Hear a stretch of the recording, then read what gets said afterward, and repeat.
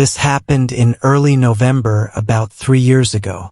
I work in IT, and after spending nearly 5 years staring at monitors for 10 hours a day, I finally decided to disappear for a weekend. No emails, no calls, no people. I rented a small cabin tucked away in the Allegheny Mountains of Pennsylvania. The listing advertised complete privacy.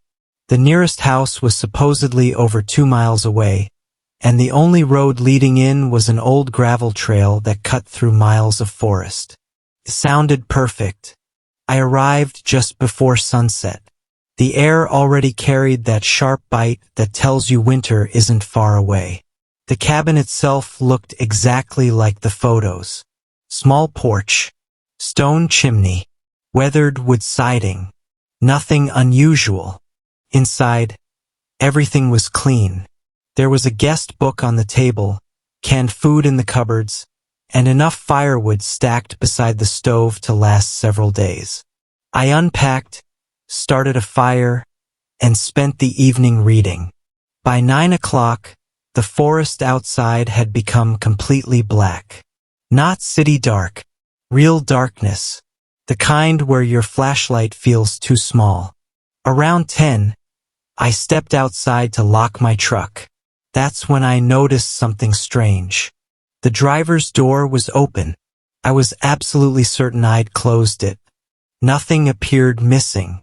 I assumed I'd been distracted while unloading. I shut the door, locked it again, and headed back inside.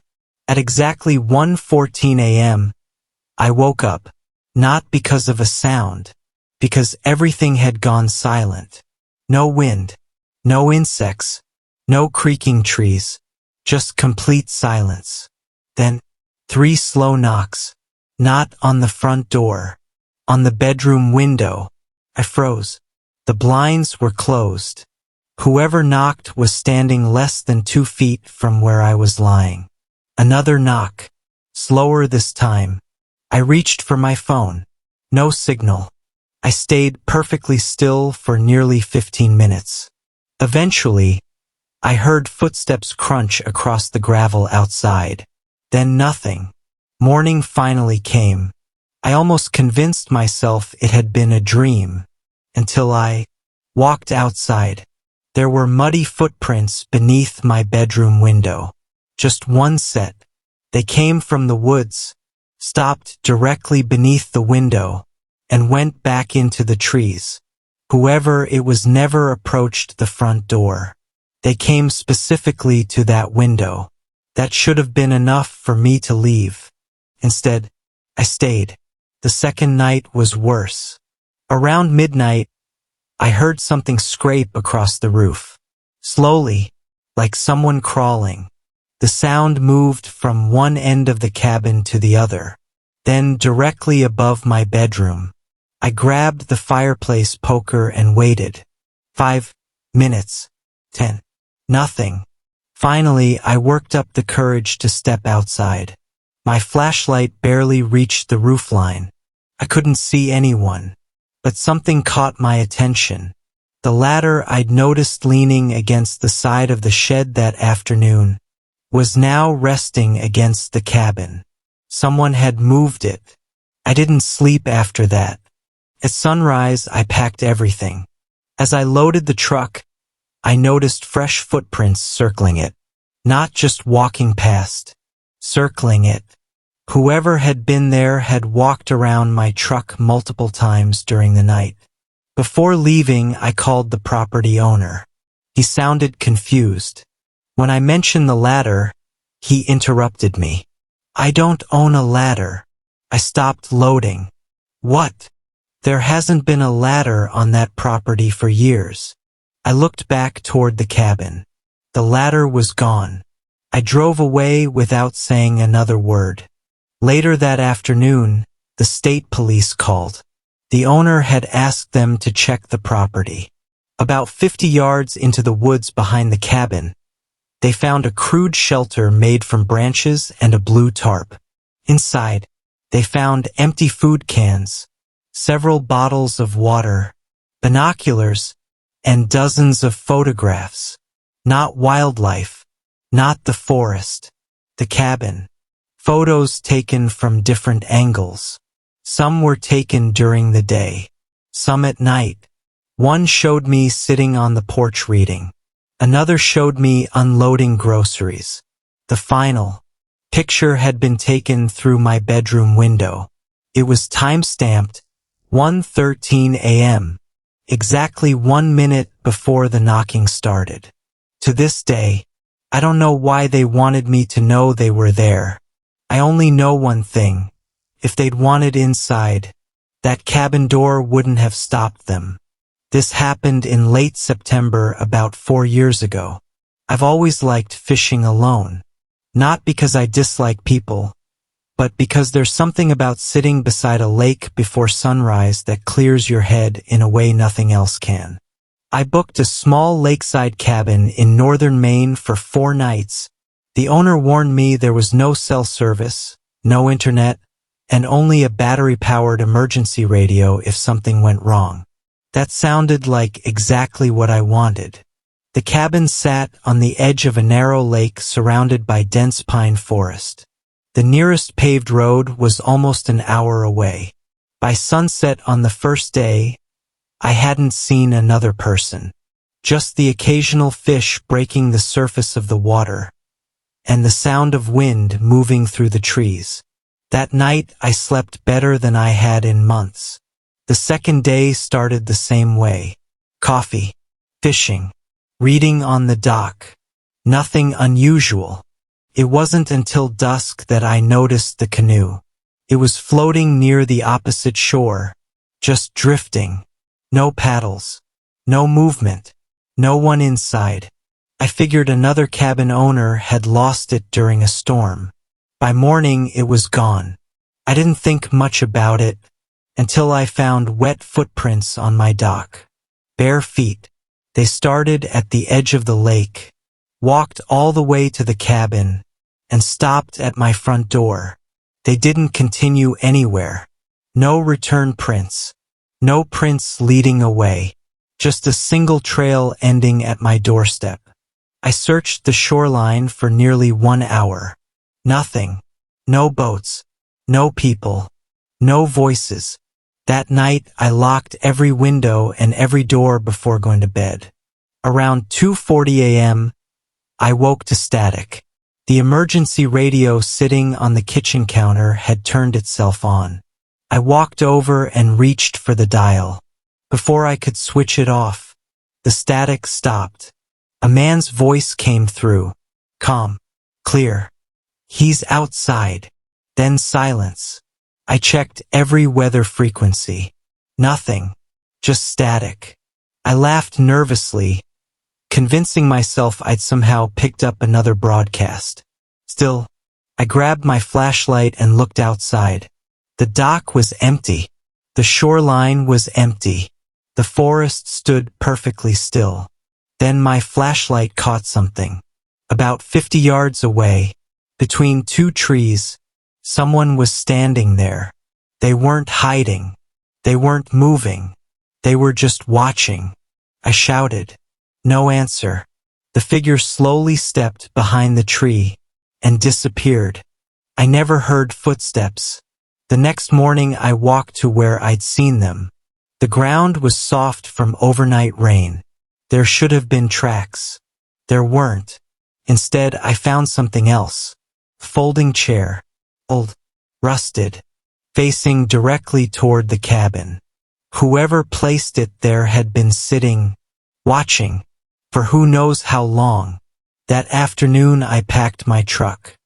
I wasn't waiting for another night. As I loaded the last bag, I noticed the emergency radio still sitting on the counter. Something made me pick it up. The batteries were missing. There hadn't been any batteries inside it at all. I drove straight to the rental office in town. The owner looked confused when I told him about the radio. He said he'd removed the batteries months earlier after they leaked and damaged the contacts. It shouldn't even power on. I didn't know what to say. Then he asked me a question. Did you happen to see an old wooden chair in the woods? I nodded. His expression changed immediately. He disappeared into the back office and returned with an old newspaper clipping. 3 years earlier, an elderly man had gone missing while living alone in a hunting cabin on that same lake. Search teams never found him. The only thing they discovered was a weathered wooden chair facing across the water toward my cabin. The article mentioned something else.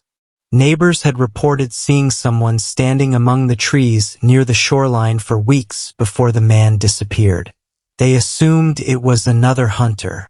It never was. I haven't gone back to that lake. I still fish, just not anywhere that quiet. Because every now and then, usually around 2 or 3 in the morning, I wake up remembering that voice on the radio.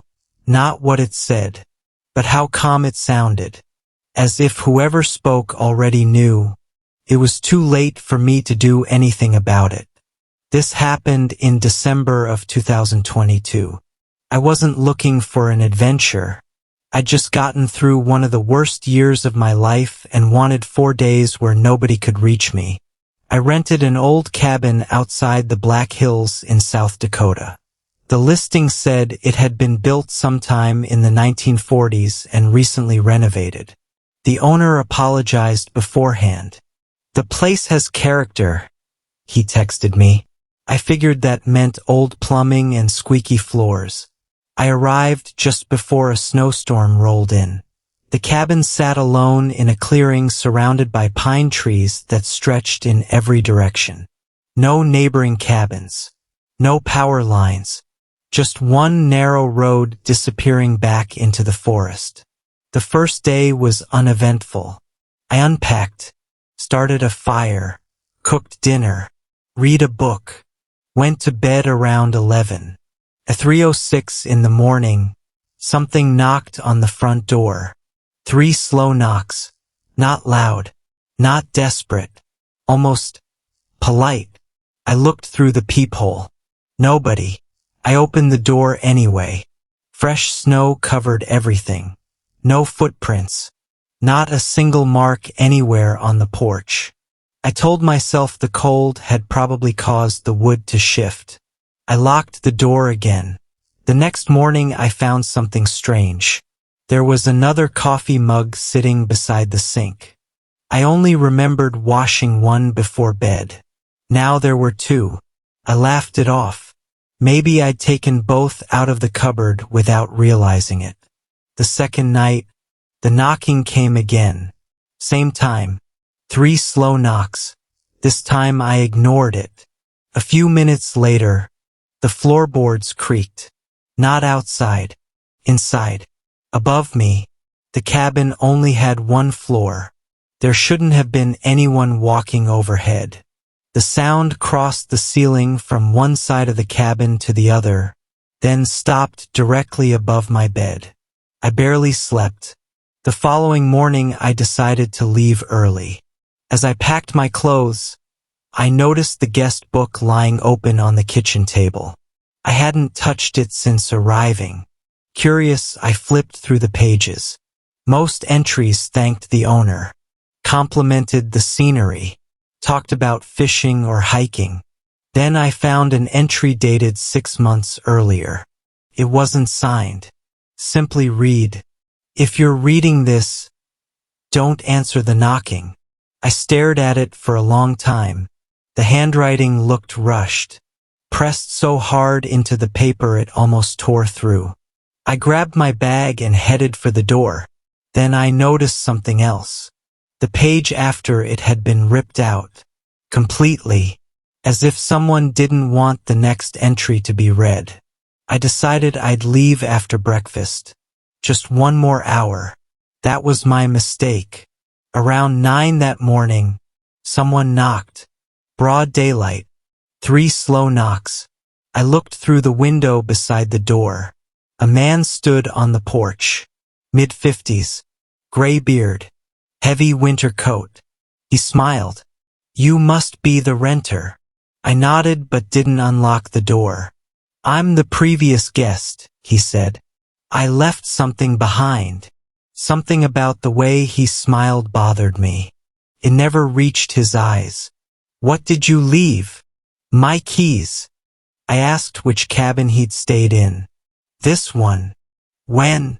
He shrugged. "A while ago." I told him I'd call the owner. His smile disappeared immediately. "No need," he said. "I'll come back tonight." Then he walked away into the trees. I called the owner the second he disappeared. I described the man. There was silence on the phone. Then the owner asked, "Did he say he was a previous guest?" I said yes. His voice became noticeably quieter. "There hasn't been another guest for nearly 3 months." I told him exactly what the man looked like. The owner interrupted me. "I need you to leave. Right now." I didn't ask questions. I threw everything into the truck. As I backed out onto the road, I looked in the rearview mirror. The man was standing beside the cabin, watching me leave, perfectly still. I never saw him blink.